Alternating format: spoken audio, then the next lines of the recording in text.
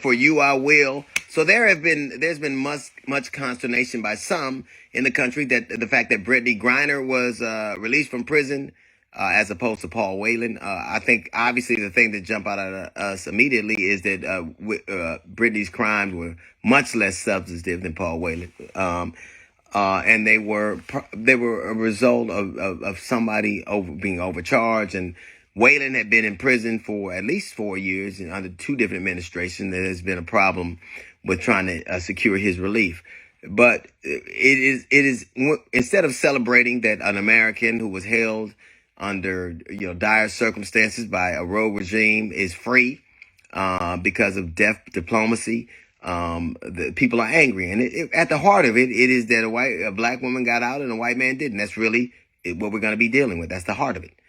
And it makes sense that the Biden administration, who owe their presidency to black women, they owe it to them. Georgia turned blue specifically because of the activism and the motivations of Stacey Abrams. She turned Georgia blue. And what happened in Arizona was the fact that women of color and men of color and young people got together and changed that state blue. So he is only doing what you do when you try to show your constituents that you're concerned about them.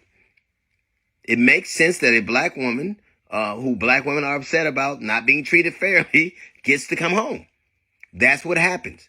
If you look at the fact that Biden he's appointed more black women at the federal level than any other president in history, almost combined, that he has black women serve out the totality of his administration, that he has a black Supreme Court justice, a black vice president. It is because when people get you elected, you get the spoils of that. I'm sure that people would be, that's what you do. When people have given you what you asked for, when they say, I want you to help me get this job, then you have to reciprocate. It is a reciprocal arrangement. It makes sense that Brittney Griner would be released. It makes sense because so many people that look like her were concerned about her. And it's also a lesson in what is politically savvy. I've watched politics for a very long time. I've very rarely seen anybody so deftly and succinctly wield their power. And not in a saber-rattling way, not in a bellicose way, not in a loud way, but in an insistent one. The most insistent force on the face of the earth is not fire, it is not thunder, it is water. It is water. You never see what it's doing, but the whole time it is moving and changing things. And I think that is the insistence of what we're seeing happen with black women and in terms of their political prowess. It is a lesson that we can learn.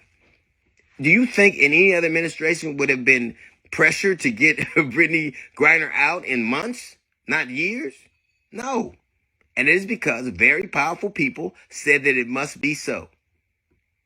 It is the first time that people get that those elected officials serve at your pleasure. They say they have that job because you say they can. And occasionally, they got to do what you ask. And I know what the Biden administration is going through. I've been having to work for black women my whole life. It's a little note from the GED section. We got the Jazz Report coming up. It's the D.L. Hughley Show.